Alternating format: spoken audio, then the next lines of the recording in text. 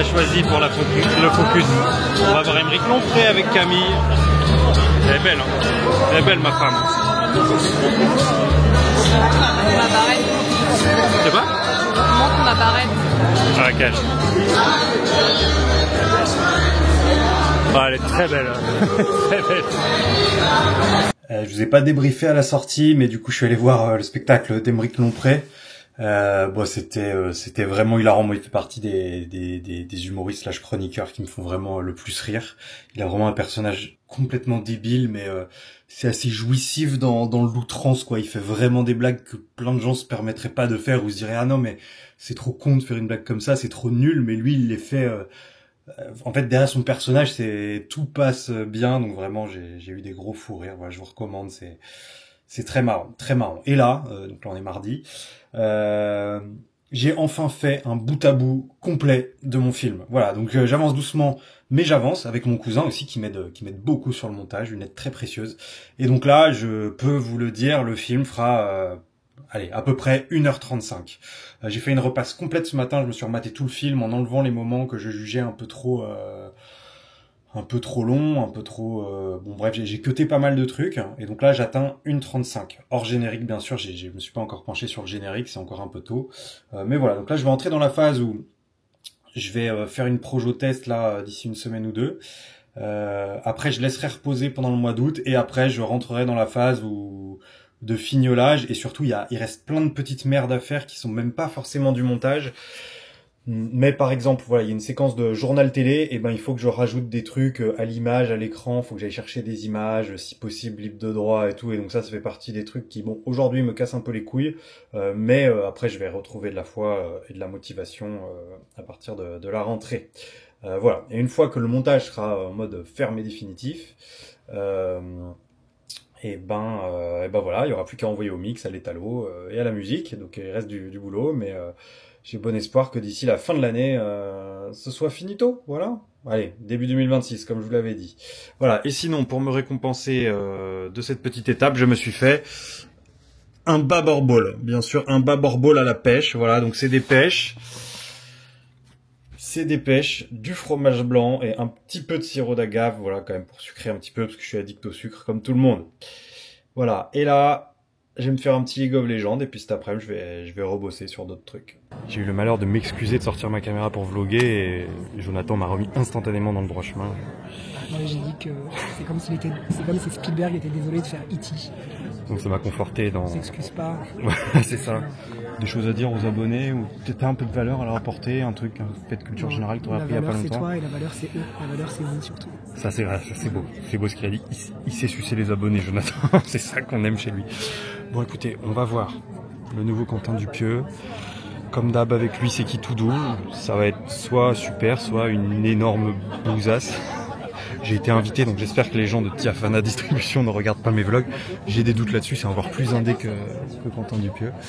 Les gens en haut. On va essayer de relever le niveau.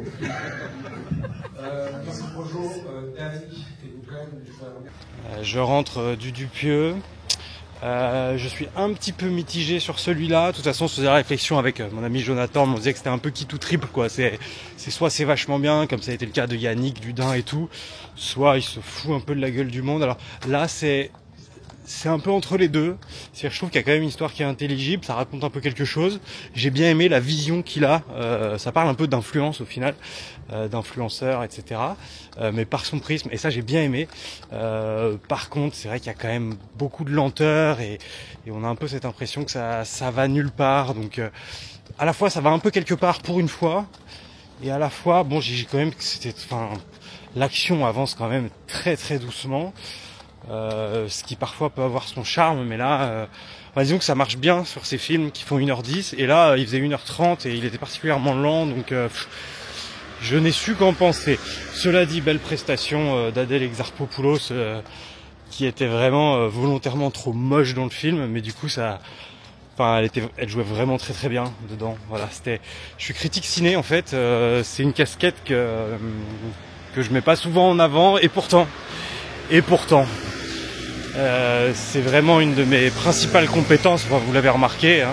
Après, ça m'a quand même fait plaisir d'aller au cinéma, parce que c'est vrai que depuis l'apparition du dénommé Kindred, j'y passe pas ma vie, alors qu'avant j'avais la carte UGC illimitée, j'y allais au moins 2-3 fois par mois. Et là, c'est vrai que c'est un peu plus compliqué, donc j'étais quand même content de voir ceux du Pieux. J'espère quand même que je continuerai à être invité aux avant-premières, parce que si ça se trouve, le prochain sera exceptionnel. Celui-là, juste, bon, il m'a moyennement emballé. Alors, c'est pas une promo de dingue, hein, mais bon, c'est pas parce que je suis invité que je dois dire forcément que j'ai aimé.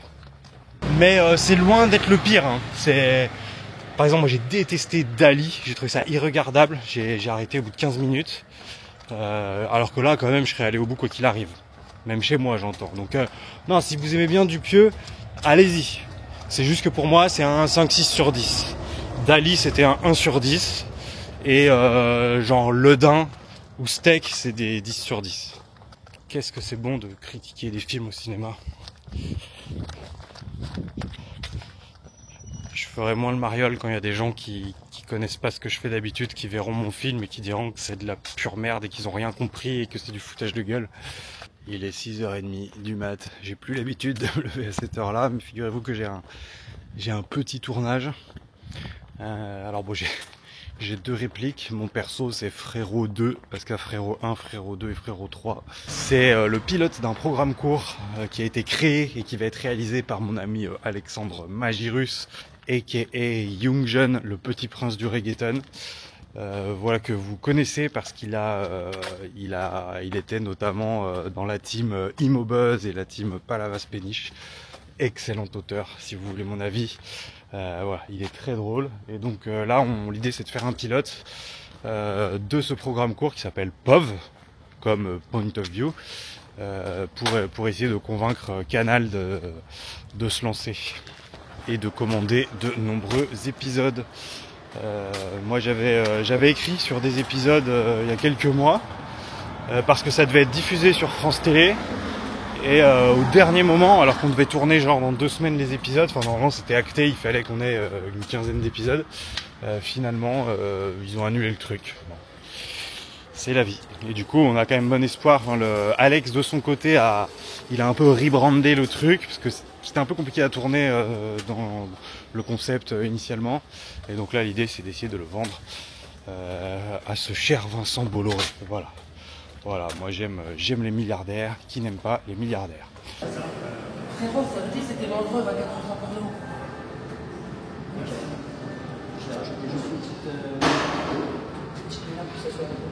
Je fais du b-roll. Ouais. Et oui. L'Oréal. Je peux le geste déjà pour... Ouais.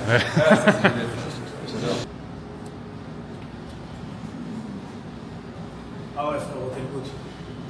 Franchement, ça, frérot, je pense que j'aurais jamais réussi.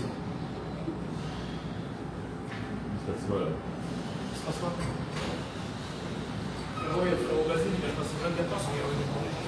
Oh, il a pas avec ça, frérot.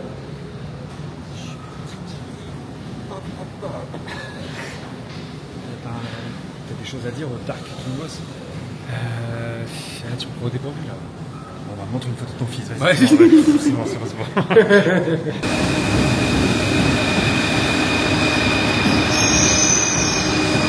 Le tournage est fini, c'était assez rapide, j'avais vraiment 2 ou 3 répliques. Et là je rejoins la team de 300% Plaisir pour enregistrer des épisodes du podcast pour l'été. Et là, comme je m'étais mal organisé, j'avais oublié qu'on enregistrait les 300% Plaisir aujourd'hui pendant le tournage, donc j'en ai raté un. Donc il y aura un épisode dans ceux qui arrivent dans lequel je ne serai pas, même si j'ai fait des petits messages vocaux, voilà. Donc là je cours, je vais retraverser tout Paris dans l'autre sens pour aller enregistrer le 2e épisode de la journée avec Emma Beaujean. Voilà. Je vlog actuellement depuis l'épicentre du Dôme de Chaleur, c'est samedi. Et là je vais en Comedy Club, mais j'y vais en avance pour me balader un peu sur Paris, je joue qu'à 20h30.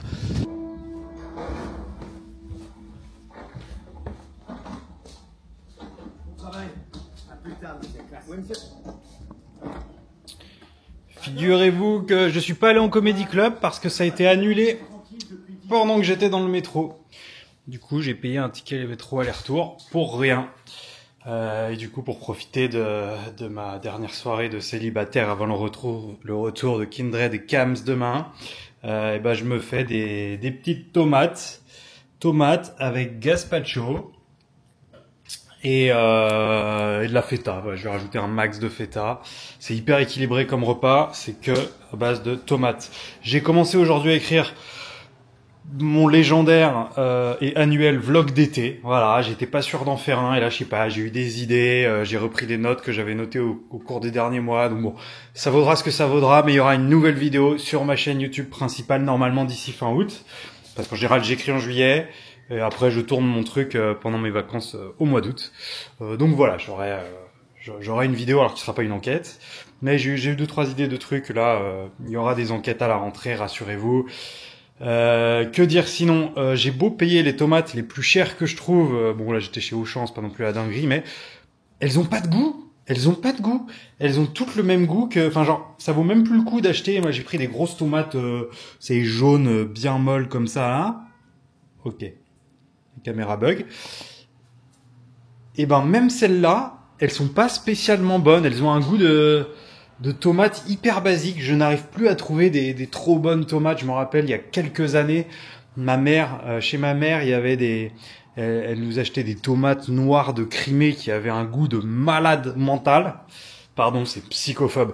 Mais voilà, c'est pour dire, je n'arrive plus à trouver des tomates qui ont du goût. Elles ont la forme des bonnes tomates, et le prix aussi, accessoirement, mais elles ont plus le bon goût des bonnes tomates. Je ne sais pas où trouver des bonnes tomates. Alors certes, je sais que c'est pas chez Auchan que je vais trouver des dingueries, mais où que j'en achète, franchement, je n'arrive pas à trouver d'aussi bonnes tomates que Tar à l'ancienne.